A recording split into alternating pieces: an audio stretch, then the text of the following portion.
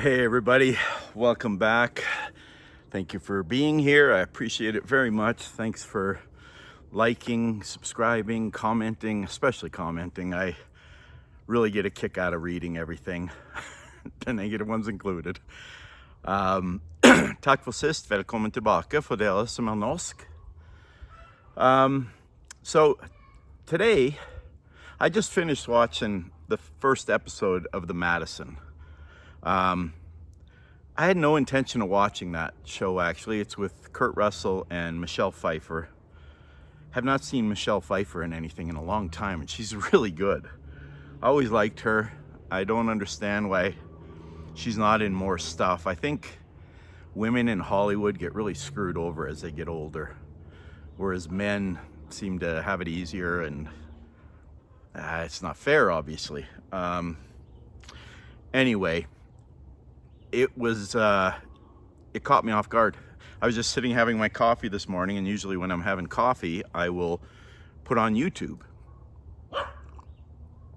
and just I go through science stuff, through how to do YouTube, explorers, Magnus Midtbø, he's a Norwegian, I follow him, Yes Theory, Janne Jinten, she's from Sweden, Girl Outdoors.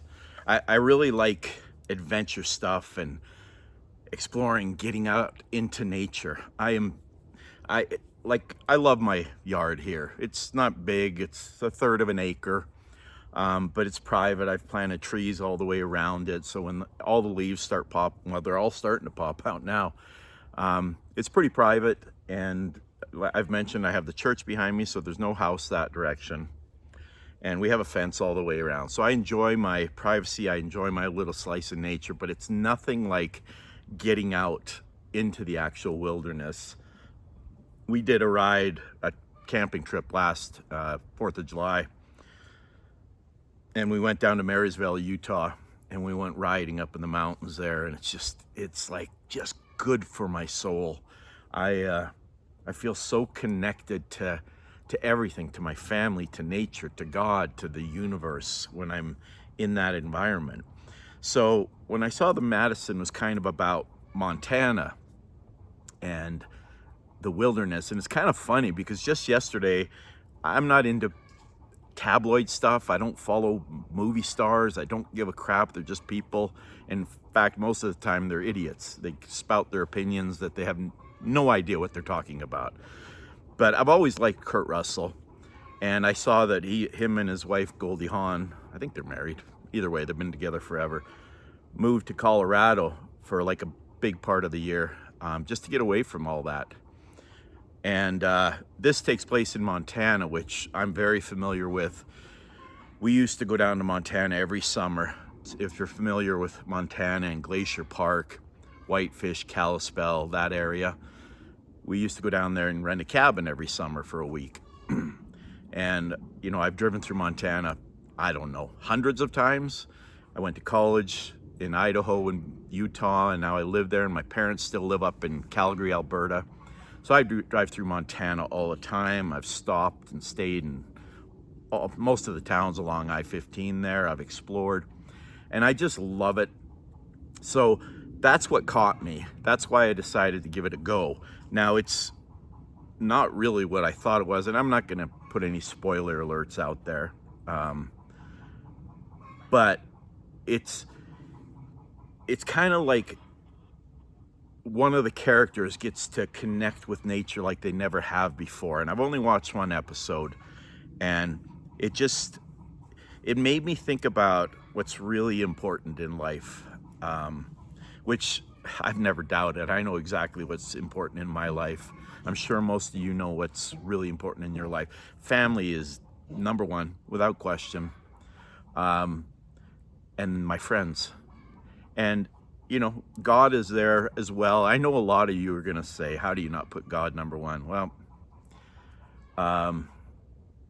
family. I'll just say it. Family is the most important thing in my life. My wife, my kids, my grandkids, my siblings, my parents, and my friends, especially my really close friends, are so important to me. And being on the road all the time, the reason I'm talking about this, if you watch the Madison, or if you've seen it and you've seen the first episode, or you do see the first episode, you'll understand why I'm kind of thinking about what's really important in my life. And traveling as much as I do, excuse me, coffee is pretty important to me too. Love my coffee in the morning. It's funny because I did not drink coffee for probably the first 40 plus years of my life. And my wife was a coffee drinker, and all of a sudden one day I thought I'll try it. The only time I had drank coffee was when I worked at a gas station in Canada when I was 16, so 1979-80. And I drank it because the freaking winters would be 40 below and I'd have to go out and pump gas, and I wanted something to warm me up. I didn't like it. But now it's like, I can't imagine my mornings without it. When I'm on the road, if you've ever stayed at hotels, I don't care if it's the nicest hotel or the crappiest hotel. If they got coffee, it's all the same. And something about it doesn't sit right with me. So I have to go find a cup of coffee every morning. And I'm not going and paying $6 for a cup of coffee at Starbucks. I'm sure Starbucks is a wonderful organization. I'm not paying that much for a cup of coffee. In fact, I've had Starbucks many times when I feel like splurging, and it's always good. So yeah, coffee has become a really good friend. But when I'm on the road as much as I am, and I'm really trying to get off the road, I probably am flying back to California on Monday.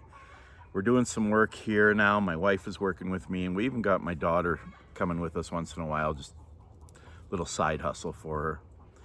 And when you're gone as much as I am, I'm on the road over 200 days a year. And you start, like, I went in, my wife was on the computer just when I finished watching the Madison. She was asking about it, and I says, yeah, got a little teary-eyed, and her sister was talking to her, and she says, well, that's not good if you're getting teary-eyed. And I said, actually, I think it's a good thing. It was like a good teary-eyed. And she goes, you get teary-eyed? And I says, if I don't get teary-eyed on the road once in a while, I feel like I'm missing out.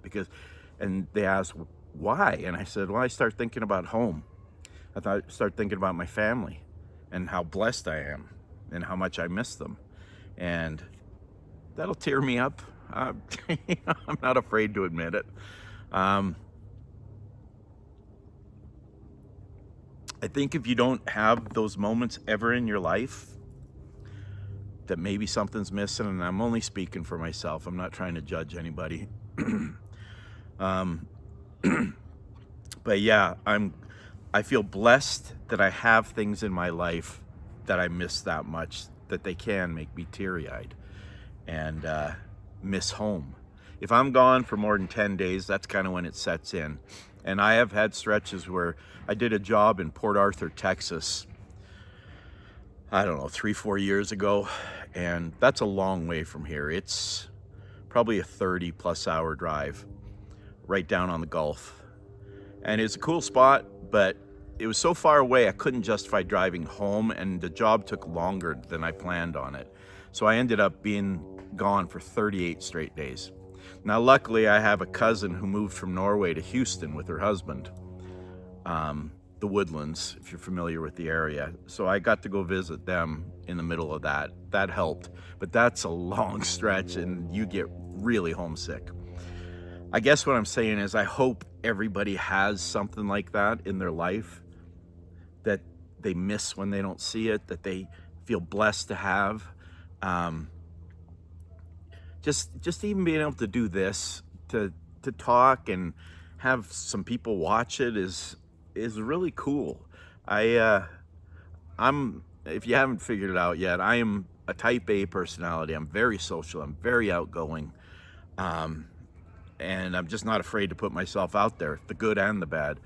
I did a video yesterday, and for some reason it turned off the monetization, which I haven't made any money, so it doesn't really matter. But I was wondering why. So I went through on my laptop, and I was kind of clicking through the things, and it said, well, click all these things if these are all true. If any of them are false, you can be flagged.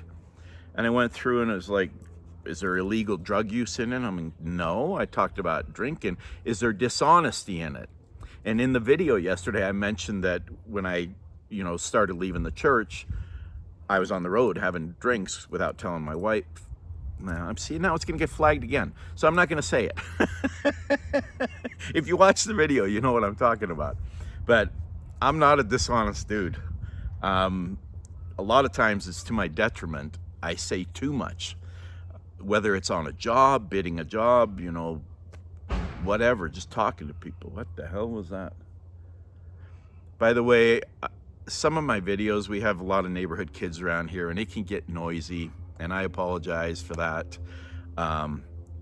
Today it's pretty calm, so hopefully it's nice and calm in the video. So anyway, it got me really thinking that, because I'm leaning towards retirement in the next couple of years, and I would like to, we don't live in a big city, but the city we live in has like tripled in size in the 21 years we've been here. And it's just gotten too busy for us. 15 years ago, I wouldn't have wanted to live out in the country. Now that's what I crave. I want to find a couple of acres, not far away, although I would probably move to Montana for part of the year anyway. My wife will never move away from the kids and the grandkids.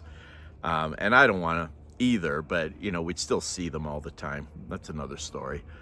But I want to find somewhere quiet with a few acres. Oh, woodpecker just landed right behind you, not behind me, in front of me. That's one of my favorite things too. Come out in the morning and watch the birds. We have bird feeders all over the yard. Oh, he's starting to peck on the tree. I just find that kind of stuff. Oh, there's two of them. Fascinating. See, it doesn't take a lot to amuse me. Anyway, I think you get my point. It's good having things in your life that you miss when you don't have it. I think it's a blessing, not a curse. As soon as I hit the road, I'm looking forward to when I come back again. And I have something to look forward to when I come back, and I feel blessed for that. So I hope you all have something in your life that really gives it meaning, gives it depth. I know there are people out there that are alone and don't have anybody. And if you're one of those people watching this, hopefully it gets better for you. I've had people reach out on some of the videos when I've done the video about how I got out of my depression when I got divorced a few times, and I've had people reach out to me for advice, and I hope I gave them good advice. I had somebody comment the other day on that video, why did you get into a depression? You said you and your ex-wife weren't really meant to be together at all. And if you watch the video, I said that. It wasn't my ex-wife that I was missing, although that hurts. It hurts to have somebody that you're married to just decide they don't want to be married to you, because I had decided I was going to stay with it. And it was the loss of the family unit, not being with my daughter all the time. That's what put me in the funk. And I thought I made it pretty clear, but anyway, that's probably enough for today. Kind of a, introspection kind of video. There's a funny saying, if you don't know what introspection is, you need to take a good hard look at yourself. I've always thought about making that into a t-shirt. Cracks me up. So, oh, there are the robins. Anyway, I hope you all have a beautiful day. It is Wednesday. We're going to go work tonight. Got some errands I got to run. I got to try to do some yard work. I haven't been able to do much with my back, so as it gets better, I'm trying to do a little bit more and more. There's another woodpecker. Anyway, before I slide off into the tangents even more, I will say goodbye. Thank you for this time. Thank you for watching. I really appreciate it. I never take any of this for granted. Tack för denna gång. Men snackas igen snart. Ha det gott. Peace. Love.